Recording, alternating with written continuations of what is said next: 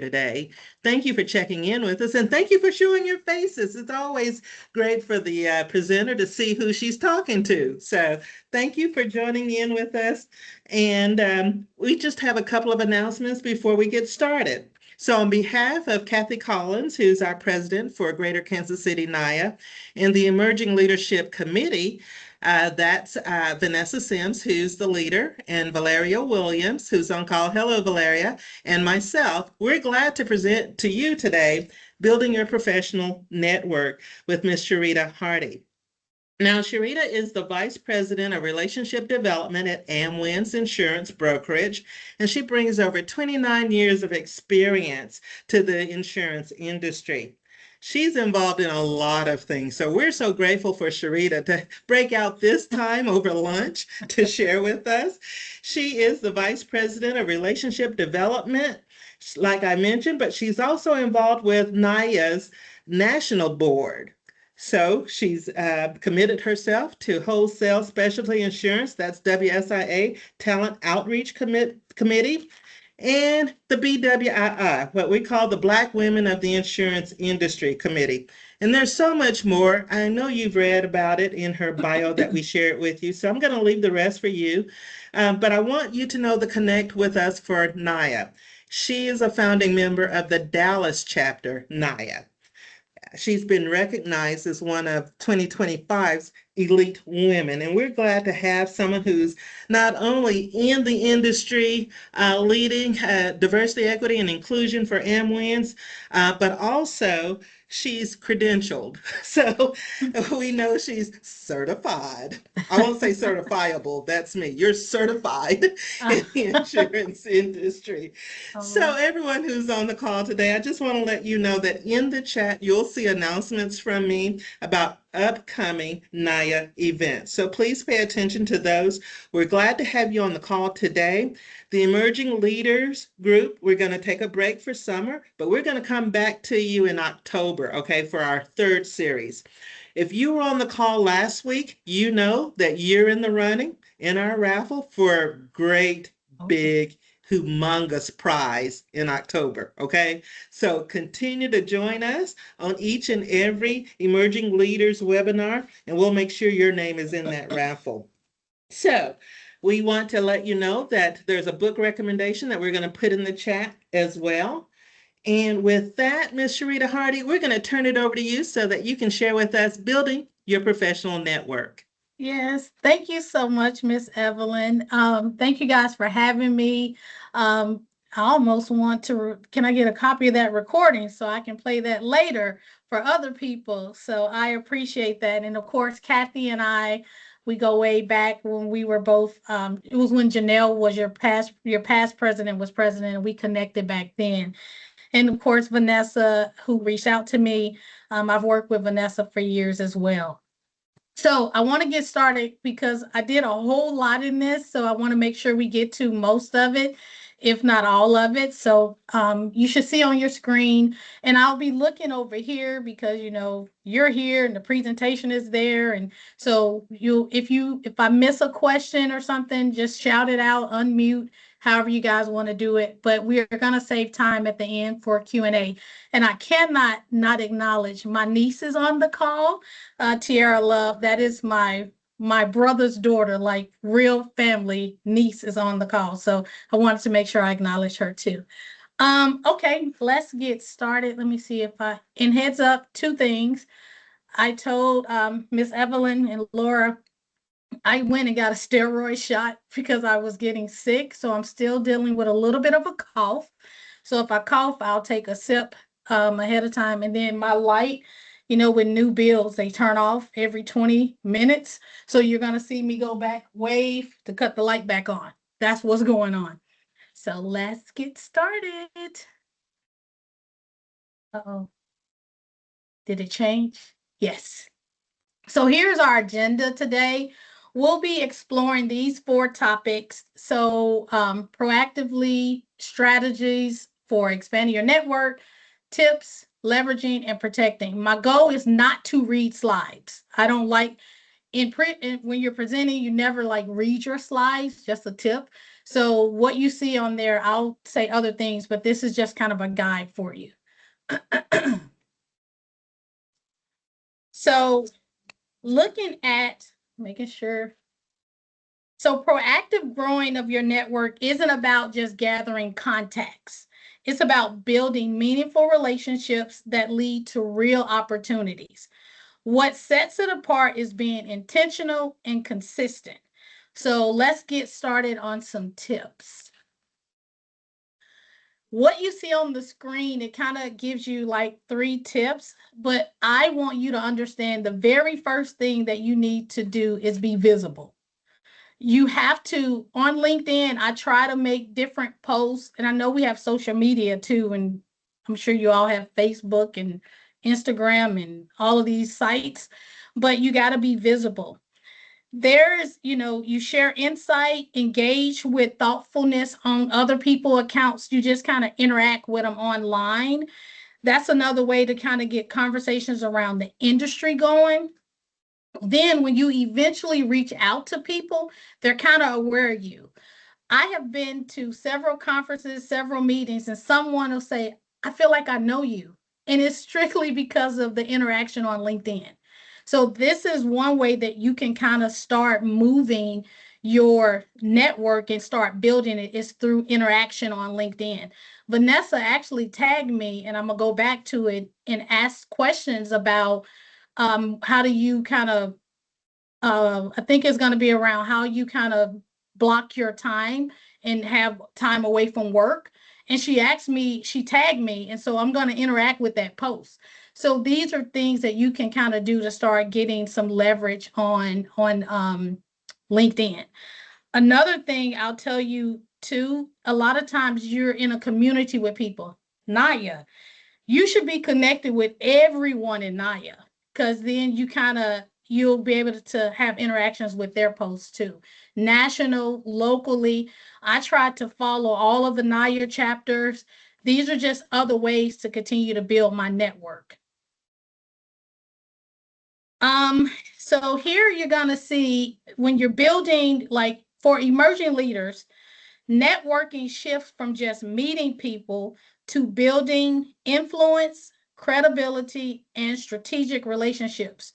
You're no longer just gathering contacts.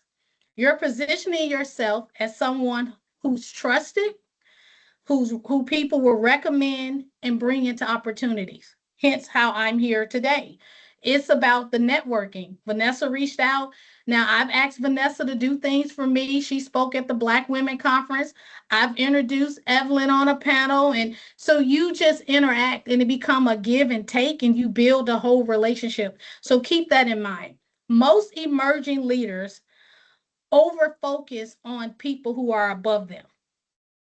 I want to make sure you guys understand. I want to be friends with the CEO. I want to be friends here. You neglect to focus on your peers that are at the level with you. I would suggest that you focus on that because those are the people who will be in those sweet C suites at other companies down the road, the people that you come up in the industry with.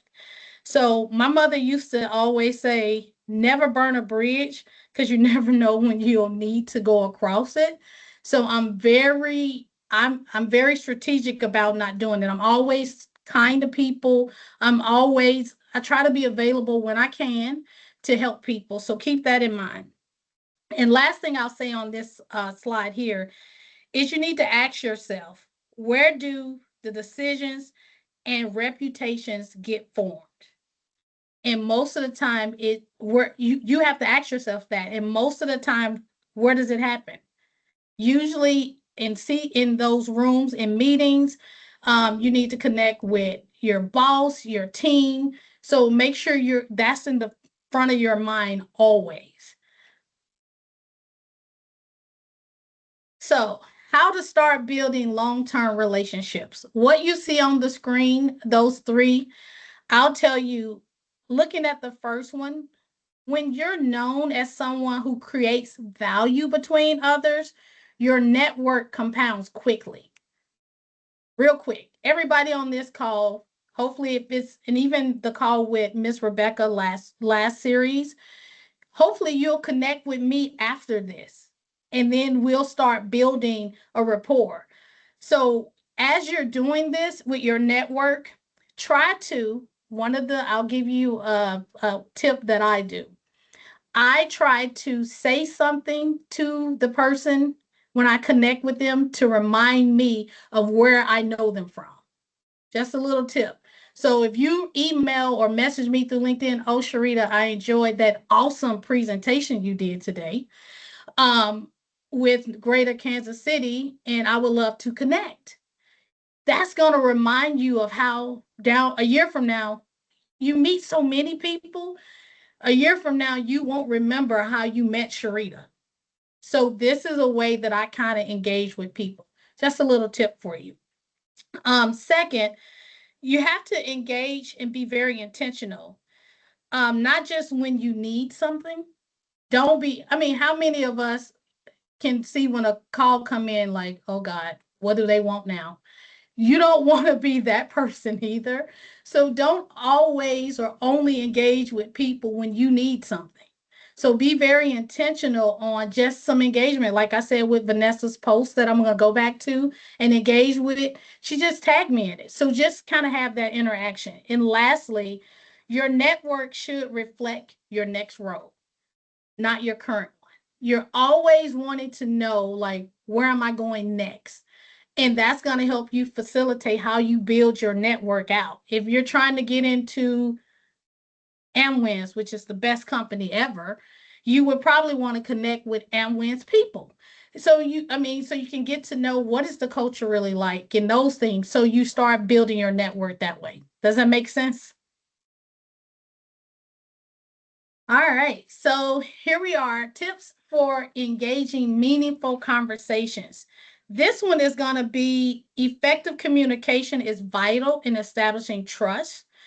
This section is going to cover techniques to make strong first impressions, asking meaningful questions, and communicate value clearly without appearing too salesy. So, right now, let me go to the next one. Chat GPT, or it's another one, Claude, I think that's the other one now. Copilot, I mean, they're everywhere. So, all of our answers are starting to kind of sound the same. So another tip, I do interview and all of that, and everybody's interview questions like, do you have any questions for me? If they give me these three questions, I know they chat GPT this. I need you to put some personality into your chats when you use them, but you need to make sure that you're having some effective communication, right? So, first impressions, let's set the baseline of trust and credibility. People quickly decide whether you are competent, reliable, or worth engaging within the first minute. It's that quick. The initial perception becomes the lens in which they see you and judge you for future. I met someone, I don't know. This is recorded, so let me not say what that person did. Let me find a better. If I knew it was going to be recorded, I would have had a better example. So I can't use this one on a recording. I'll think of someone. Oh, I have one. I met someone who clothes were very, see, here go the light, whose clothes were very wrinkled at an event. I know that may be small, but just a little time to iron your clothes. And that was 3 years ago. I have never forgot how wrinkled their clothes were. So first impressions, but it gives you like either A, is it they were lazy and didn't do it? B, did they not have an iron? And it could have been a situation. But that is the impression that it left for me all these years later. Now, what I have on paper um, is, how do I say it? It was a revealing outfit. And I think you have to be very conscious of that as well, because it can give a different taste on that. So you only get one time to make a first impression. That is the truest statement ever. And it's hard for people to change it. So make sure you're conscious of it, and you, when you go into it, understand that you can change. Like, if I, every time I see this person, if their clothes are ironed, then I was like, okay, somebody told them, and I should have said something to them myself. The now me would probably say, hey, you're at a conference, iron your clothes. But my first time meeting them, I didn't feel comfortable saying that to them because I didn't know how they would take it. But you can change it. Even if the first impression is inaccurate, you have to be consistent. You have to make a consistent effort to change that perspective. So, you know how much work you have to do to change a first impression? So, try to already have that first impression ready. I'll tell you too, you got to craft a self introduction, not a script, but more of like a positioning statement. For an example, I'm a VP of operation. I spend a lot of times helping teams work more efficiently through training and development, and I oversee our summer interns. Short, sweet, to the point. Everybody needs to have a introduction speech. You got to know kind of, because no matter where you go, it's gonna be a situation. Now you tailor it to the audience. If I'm talking to you guys, this is my speech, my introduction. If I'm in front of our client, I'm going to talk about our product and maybe what their need is. So remember, you tailor this to who you're going to speak to. At a conference like NIA, where there's 1,000 people, you kind of have a simplified, I'm Sherita, I work at Amwins, I've been with the industry 25 years. Hey, are you, what chapter are you affiliated with? I try to use those to kind of get conversations going. So just keep that in mind. You want to always have a self introduction crafted. That way you're not caught off guard. So here on why networking is critical in this insurance industry in your career. So, because relationships both fuel our business and our career advancements, strong connections open doors to greater visibility, better opportunities, and opportunities that you can't achieve through just skills. Now, I've gotten resumes that look like, wow. But then when I interview them, I'm so unimpressed. So your resume could get you probably the interview, but it's your personality, and that is what actually gets you the job. So keep that in mind. So at its core, insurance runs on trust and reputation. And I think Rebecca mentioned this too. It Reputation is huge in this industry, and if it precedes you before you come in a room. If I get a resume from someone and they say, oh, I know, I worked at Aon, or I know someone at Aon, so I'm going to call like, hey, do you know Miss Evelyn? Oh my gosh, she's the best. It precedes you, so you want to keep that in mind. Deals don't just happen because of numbers. They happen because of who you know, and who trusts you. A lot of the deals that I got when I was in production, it was because my underwriter trusts me, even if it was something that he wouldn't normally write. But because I built that rapport with him, he would actually, if he could do it within his wheelhouse, if it was like that gray area, he would do it for me. So make sure you're building up a good reputation. In a complex and challenging market, which we're in right now, especially if you're in property, um, now you're really relying on your relationships with partners to get deals done. A lot of us have access to the same markets, the same products, the same this, and what separates you is really your reputation and if you're trustworthy. I have worked with some people who have lied on submissions, who have lied on applications and burnt me. I don't want to work with you. I actually I had to fire an agent because an inspector went out. He told me it was an apartment, and he went out and it was a hotel. Like I the market would they don't even do hotels, but he told so it was a big mess. I read look, that was 10 years ago, and it's still one that bothers me to this day, as you can see. But make sure that you're trusted. Last thing I'll say too, your network becomes your competitive advantage. Boy, this I'm in a new role now. I did production for 20 years and now I'm on the operations side just because of all of the connections that I have in the industry. And when so they wanted access to that network that I had. Believe it or not, they were like, hold on, we need to tap into her network because I was connected to some heavy hitters. And that is how I got this next role. So I'm telling you, building a network, it can be a big difference down the line for your career. So don't burn bridges, but keep that in mind too.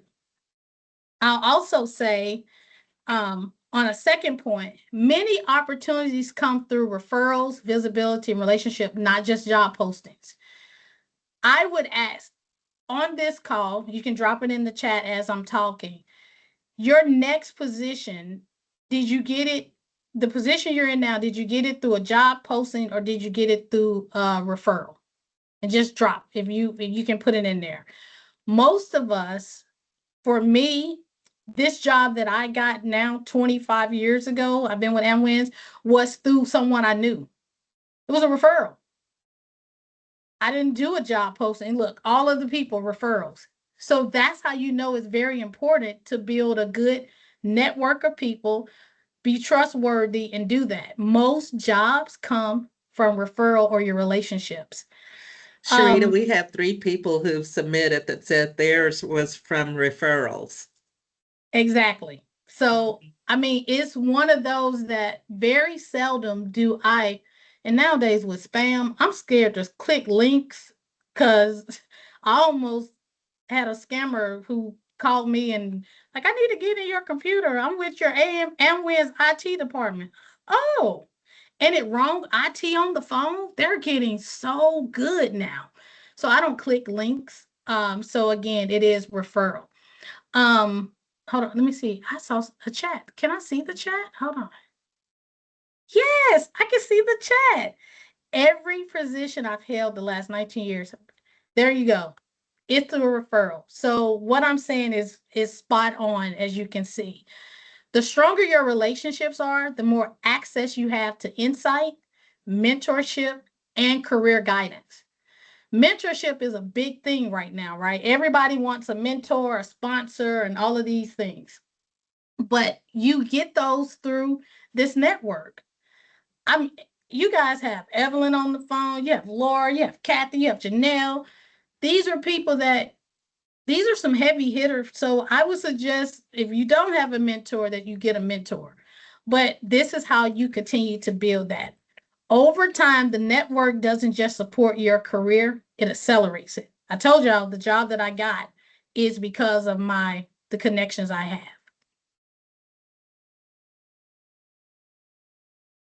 So networks, if we have any introverts on the line, I am obviously an extrovert, if you don't know. If for whatever, but I thought it would be a good idea just to tap because sometimes it's hard for people to network when they're an introvert. Um, it's I'll tell you this. So large events for even extroverts, it can be hard for me too. When I go to the NIA conference, it's so many people, it can be overwhelming for even a person like me. So I am very strategic on who I'm gonna connect with. If you can get a list of who's attending events ahead of time, that's a really good way to be like, okay, who's on the list? Who do I know? Who do I need to know that's gonna be in there? And how do I connect with them? If you can get that, it'll seem less draining because that's something that I do. People also appreciate thoughtful questions. So before you go to those events, if you're meeting with Miss Evelyn, I'm gonna keep picking on you. If you're meeting with Evelyn, then you're gonna talk about Greater Kansas City. What are you guys doing in Kansas City? I'm not gonna ask her about, well, hey, I have a property account that I need help with. you tailor the question to the person that you want to connect with. So keep that in mind. So for introverts, you go into it and make a small, I'm going to meet one, two, three people max, and then leave. Always, even as extroverts, I have an exit always. I'll go. I always have a. I'm gonna leave after this. I I'll tell you now. For me, I don't say bye to people because then people will tell you, no, don't go yet. I'm just a person that I just leave. So for introverts, it's okay to just leave. Set a small agenda of how many people you're gonna meet. Make it digestible for you. Extroverts is always, I'm always ready to jump in and say stuff and be on top of it. I struggle with active listening. So I have a pen and I have to write because otherwise I'm that's me. Introverts, y'all are really good listeners. So that's an edge that you can use. So when you're listening to people talk, you're able to come up with a follow-up question really quick because that's how your brain is working. My brain, as an extrovert, I'm already trying to say what I want to say. So I have to consciously slow my brain down so I can hear what you're saying and be an active listener. Where introvert, you guys have that advantage over us because you're great listeners. So lean into that. I don't know if I have any introverts on the call, but I need you to understand that you can do this too. Um, so now leveraging your personal style. I love this one. Some people thrive on the big rooms, others the one-on-one conversation, or both. The good news is there's no right way. I need everybody, there's no right way to network. It all comes down to how you leverage your personal style. So it's going to depend on that. So you see, there's a quote on the screen by Tracy Ellis Ross. I won't read it since it's there. But that's one of my favorite quotes. But another one that I like is be yourself. Everyone else is already taken. I'm sure you guys have heard that. Um, Quiet confidence is often more impactful than a force of energy. Don't just say something to say something. And then I want you to also another point. The goal is to balance, not be transformative. Um, Your personal style is your advantage when you own it, refine it, and apply it intentionally. The most effective leaders aren't the same. We always talk about a diverse board, we talk about diverse people in the room, voices.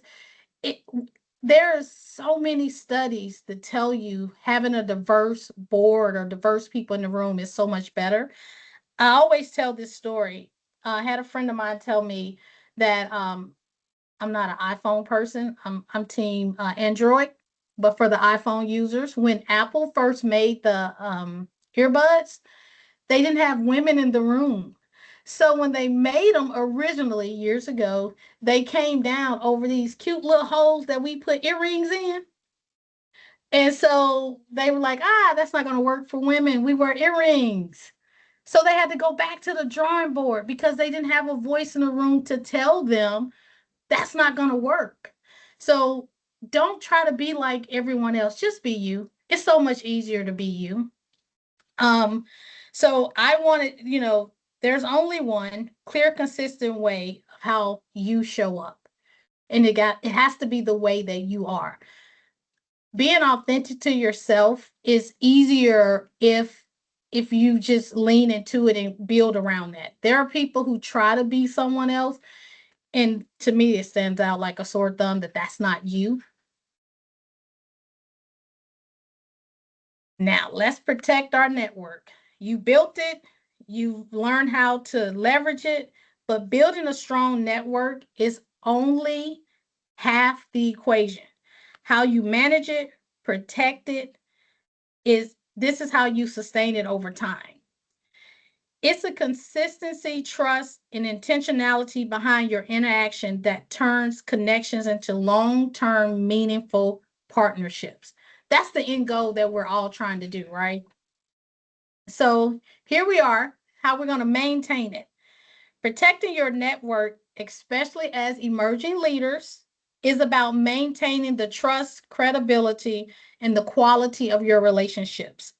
A strong network compounds your success, but it can also damage quickly if not handled carefully. Here's a point: always maintain confidentiality and trust. Remember, I said, oh God, this is being recorded. So I had to pivot because some stuff, no, it's okay to pivot in the midst of a recording. Because people may share insight and challenges and opportunities with you. Don't repeat sensitive information. It's always be discreet, and I'm gonna tell you why. Trust is one of the fastest ways to either strengthen or lose your network. As big as, and I know everyone's heard, as big as the insurance industry is, it's so small. It's like, I've met people who was like, oh, yes, I know her. Oh my God, Taylor? Yes, I know her. So it's just, you never know. I just told you my niece. I mean, no, you didn't know that. My last name, my maiden name was Love, by the way. That's my dad's last name. But you would not have known that we were related. But let me tell you something about Tiara. And you don't know that I know her. So be very conscious of that, because then that's another way to ruin your reputation of doing that. People will hesitate to refer and recommend if you're inconsistent. If every time Vanessa called me and I said, yeah, I'm going to do it. And then the day before I said, oh my God, Vanessa, I can't do that networking thing. She has people coming and signed up and I don't show up. Okay, I was sick, but I did what I needed to do so I can be on this call today. Things do happen, but you don't want to be the person that consistently don't show up. Your reputation, it depends on that. So if you say you're going to do something, do it. So that's one. And then lastly, I'll say strong networks thrive on mutual exchange, not the one side game. Remember in the beginning, I told you, if every time the phone ring, Evelyn is saying, can you come do this series for me? Oh, Sherita, we need you to come back. Oh, Sherita, can you do this at the night? Oh, Sherita, can you? Hey, Evelyn, can you come to the Black Women? Oh, no, I can't do that. Is so if Evelyn has come to do things for me, I have came to do things for her. It works, and it builds that mutual need. So this is how you can continue these relationships, and you this is a way that you protect your network. If you're someone who's always calling to say, give me, give me, give me, it's the same way with our family. At least my kids. Maybe your kids don't, but every time the phone rings, matter of fact, my phone literally rang, and it was my son calling in the middle of this presentation. And like, I'm pretty sure I know what this is about. Probably need something. But you don't want to do that with your network. So keep that in mind. And the bottom line here, you protect your network by treating it like an asset, because it is. Being thoughtful, trustworthy, consistent in how you manage those relationships is key. So here we are, effective following up and being memorable. I gave y'all my example of how people can remember you in the beginning. Hey, Taylor, reach out, Sherita, that awesome presentation you did today. I learned so much from it. That's what you're gonna say, Taylor, by the way. Hold on, the light cut off. And I would like to connect with you. So this is how you build that. It shows that you were engaged. It makes you instantly, I'll remember that from you. And so these are ways I take pictures with people all the time, because that helps me. And then I'll send the picture like, hey, Evelyn, let me get a selfie with you.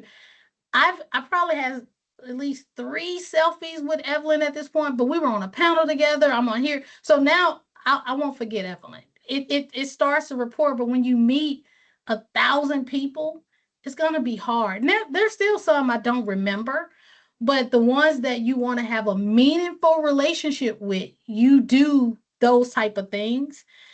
You also position yourself to have thoughtful and relevant conversations. One of the things I try to do when I'm at like a conference, if, and sorry, Evelyn, I keep picking on you. If she says, oh my, I ran into her and she says, oh my God, my shoe broke. It's like, what? How did you, like, girl, my heel fell off and this. I will make a note because I always walk around with a pen. Evelyn broke her heel. Just later on that night, I will email her through link or through the post and say, did you get that heel fixed? We laugh about it. It's a connection, just that fast. Something that I'm gonna remember her, she's gonna remember me. Those little things can make you memorable. So oh my God, those braids. What kind are those bohemian braids that you have? Taylor, I love those. That hair is gorgeous. It's those little things. And then I just make a little cheat sheet of what I'm gonna say later on. So that's how you kind of build that so people can remember who you are.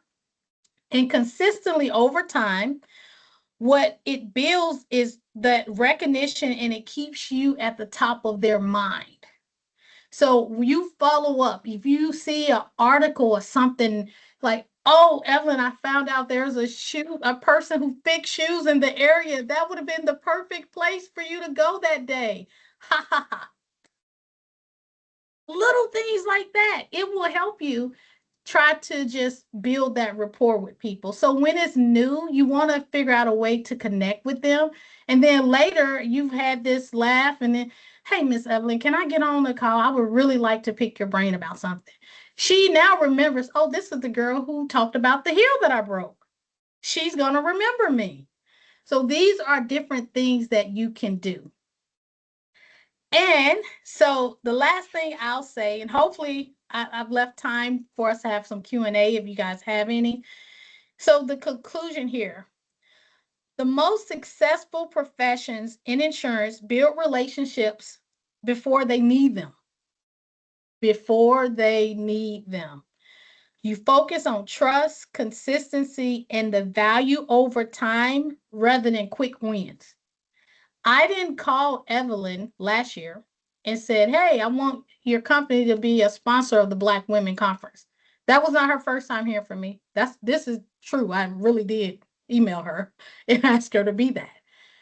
But there was something that I built up over the years before I just emailed her and say, can you do this? We have exchanged, we had conversations before then. So build that beforehand.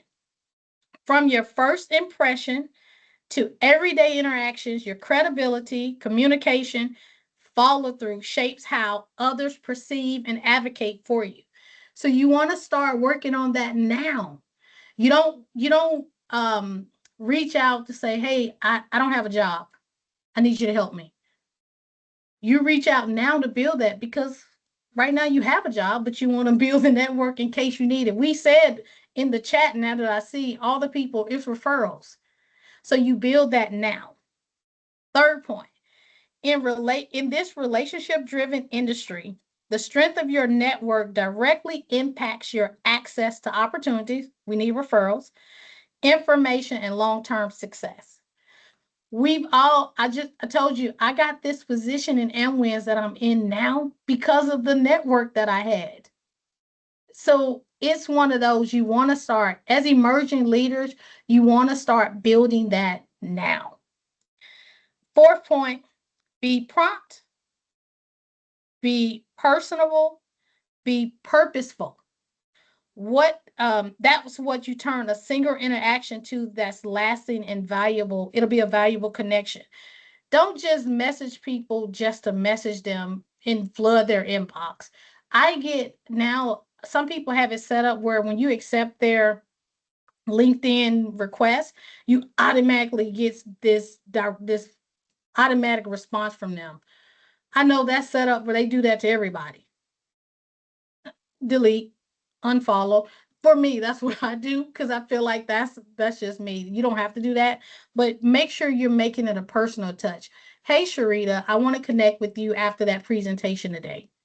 You're probably going to get a quicker yes. I'm sure we all on social media, you get a request from somebody. I'm like, I don't even know who you are. how LinkedIn is different, but on social media, I'm very private with my personal life.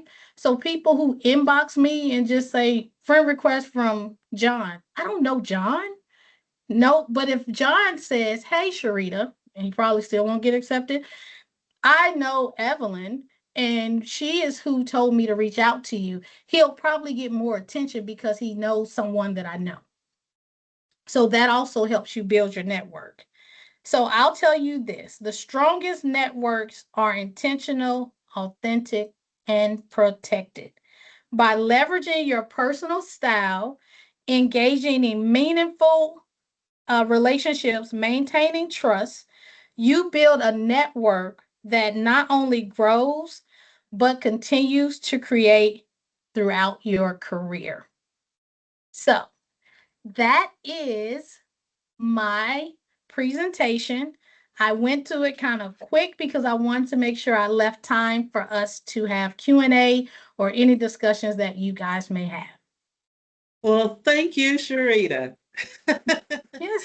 That was fantastic. We appreciate you for sharing that with us. Thank you. You're welcome. All of the participants I've placed in the chat a book that's recommended that Sharita had recommended for us. So if you want to check that out in the chat, please do so.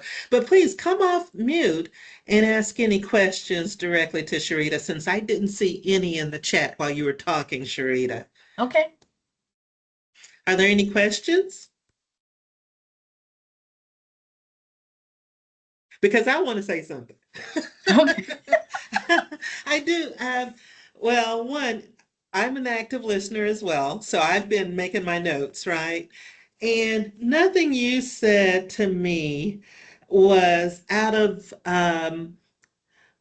what I've been told, and I think I'm a lot older than you, Sharita, than what I've been told as I've been growing up in the industry and even external to the industry. Mhm. This is good information to have, but I'm going to point out a couple of things that I want to reiterate from what you shared. Okay. You said to be visible. I have problems with that, even though I'm an extrovert. Mhm. If you look at my LinkedIn, I haven't changed it for a couple of years, and I don't think that's what you intended. I think when we're on LinkedIn and you want us to be visible, we need to be posting regularly so that Mhm. people who aren't even in our network can see us, can Mhm. identify with us, and they can Mhm. even ask us to connect with them, right? Mhm. I like that you said that you wanted us to link in with others in NAYA and other Mhm. NAYA chapters because Mhm. sometimes I can get closed off and I'm only talking to the people in Greater Kansas City. So Mhm. thank you for that. That's a Mhm. reminder for me to go Mhm. ahead and reach out farther. So maybe Mhm. even the Dallas chapter, right? Yes.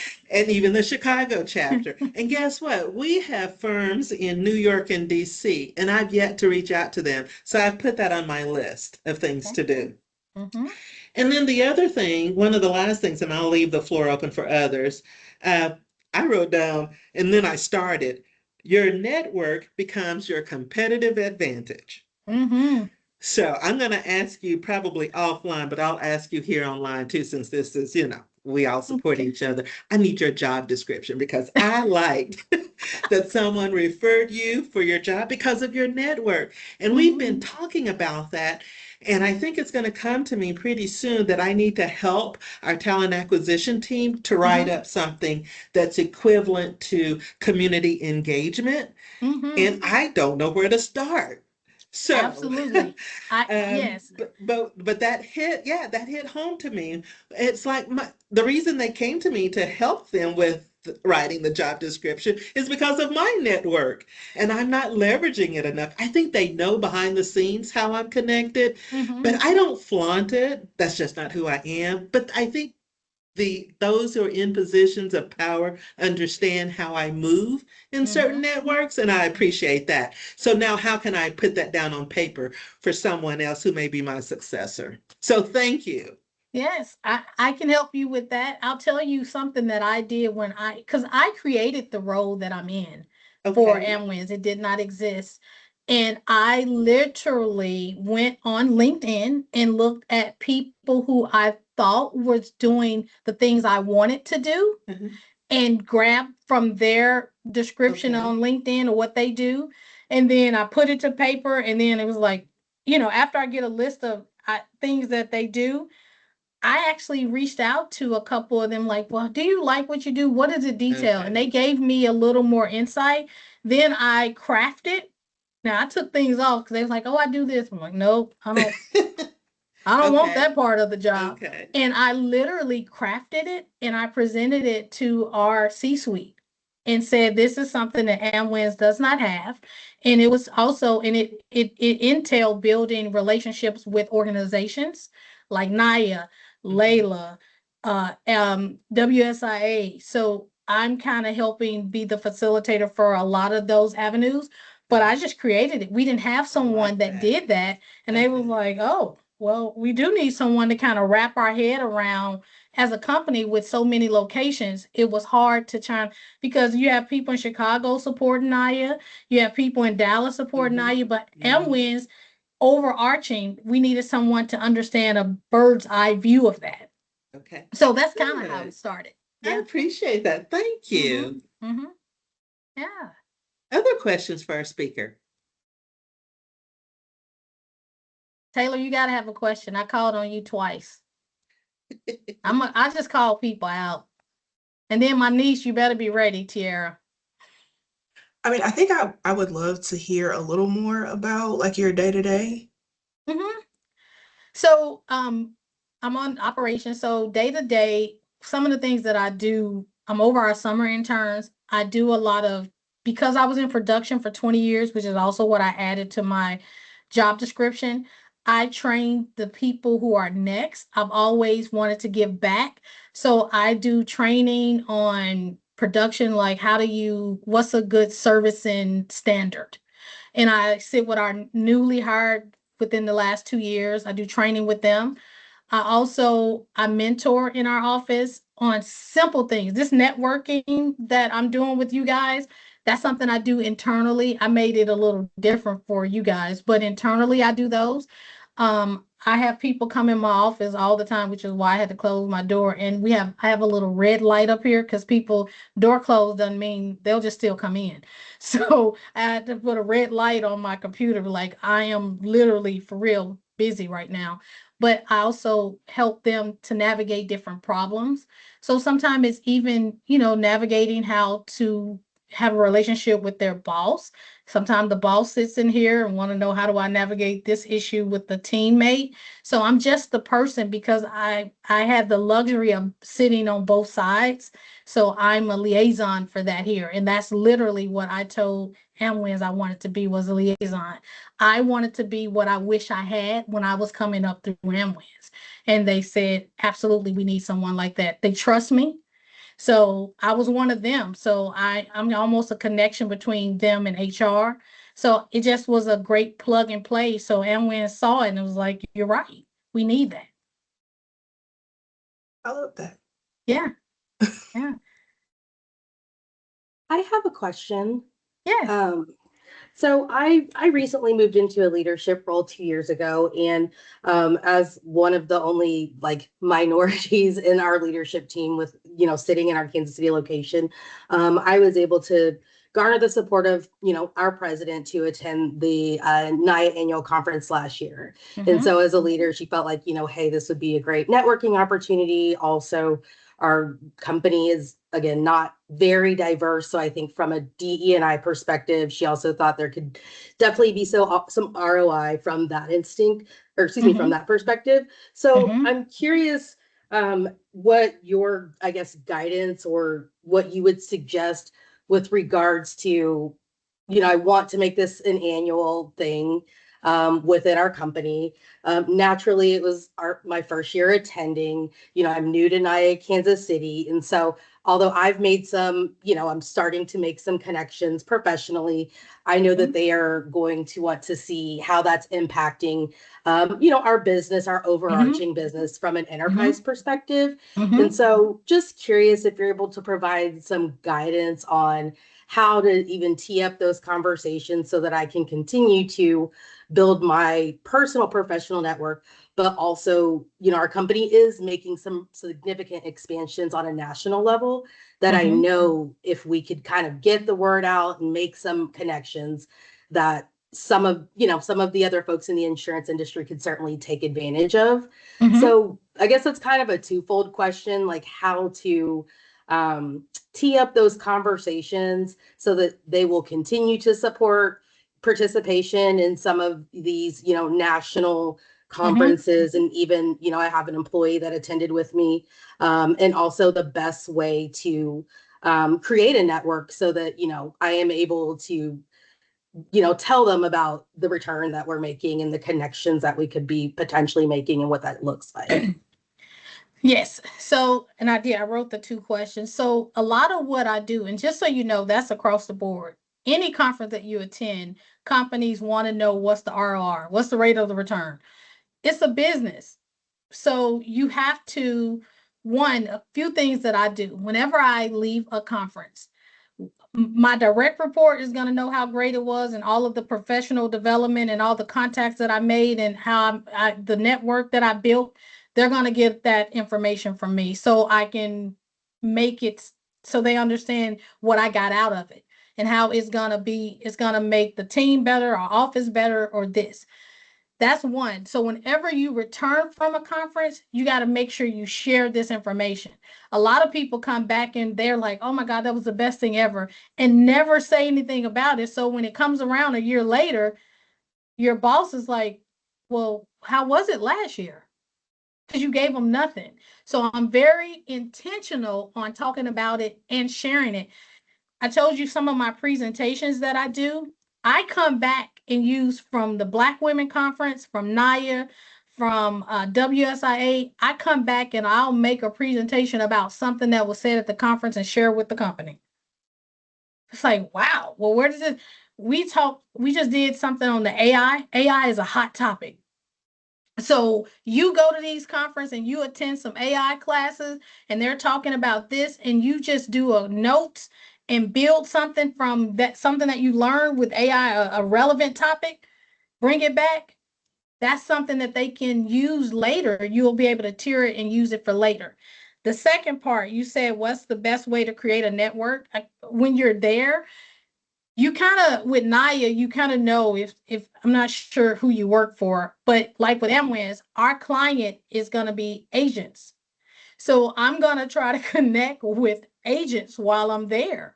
I'm very strategic on that. So I can come back like, oh my God, I met with Aon. I met with some people from I don't do you can tell I don't do production anymore, but Aon, Marsh is a good one because they want you to connect with those. So I come back and say I met with her. I had lunch with her. I try to take people to lunch while I'm there. That's a client, so I can make it all add to the value of it.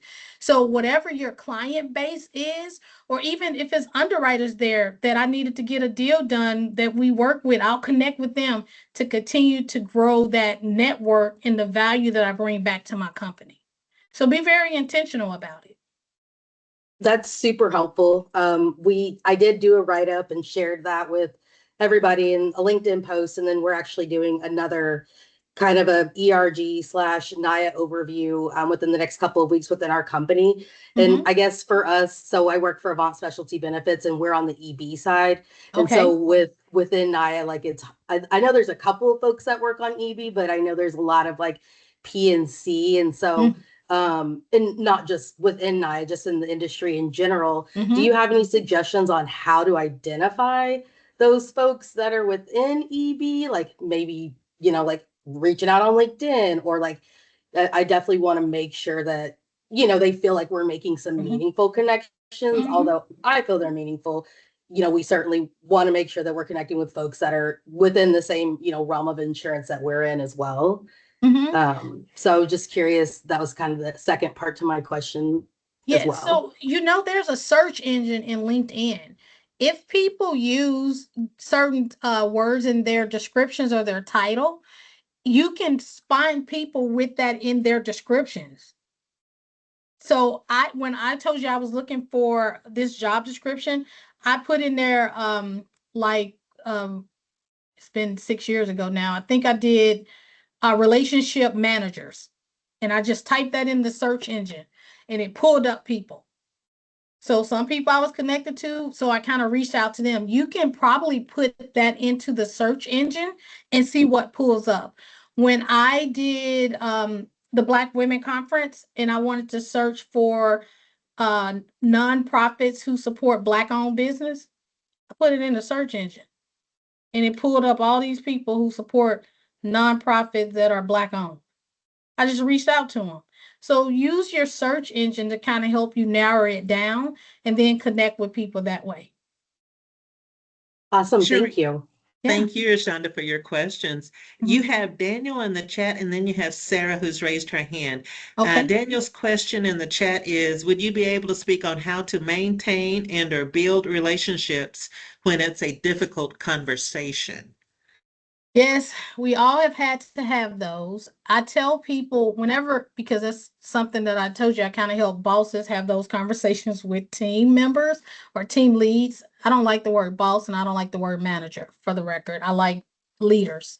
When it's time to do those, have those difficult conversations, one, you have to have a game plan, Daniel. Are we still recording? Yes. Okay, I can't give you an example of that. Well, you guys may not know. I had to have a conversation with someone who had a odor problem. It's hard to talk to someone when their hygiene is the issue. But I mean, we had to have that conversation. But I went into it with an open mind of, because it could be an illness. It could not be what we would just like, you need to take a bath. And it ended up being an issue. Someone that was allergic, she wasn't allergic, she had a phobia of water. I never heard of that. So I also learned something from it. But we worked with her to find a way to get around it. So with difficult conversations, you have to have an open mind about it. If you go into it with I want to help you with this and not you do like a point this, I think you can have a better conversation around it if you go into it with an open mind. And also try to do it privately. Don't do it in front of a lot of people. Difficult conversations, people will be on the defensive. So I try to lead a conversation off with not trying to fault. I try to leave it where, let me ask you, how can I help you? So a lot of difficult conversations, if you go into it with how can I help you with it, people are more open to having that conversation with you. That would be my suggestion. Then how you maintain it. That person, she actually came like, oh my God, thank you. Because later she was like, people been talking about me and no one said anything. So then she was thankful that I brought it up. So there you have it. All righty. So before we close, be sure to fill out the survey. We want to make sure that these upcoming webinars for emerging leaders are helpful to you all that we have slated for October. So thank you for filling out the survey. Please link in with us. And we're going to go to Sarah now with the last question of the day. Oh, okay. Sarah, you want to go? I have a few more minutes. Sure. I was going to say, I know we're pressing against time. I can ask you offline. But I'm Sarah Haynes-Hahn. I work as the operations manager on the agency side for Intrepid. And I really appreciated your insight for introverts.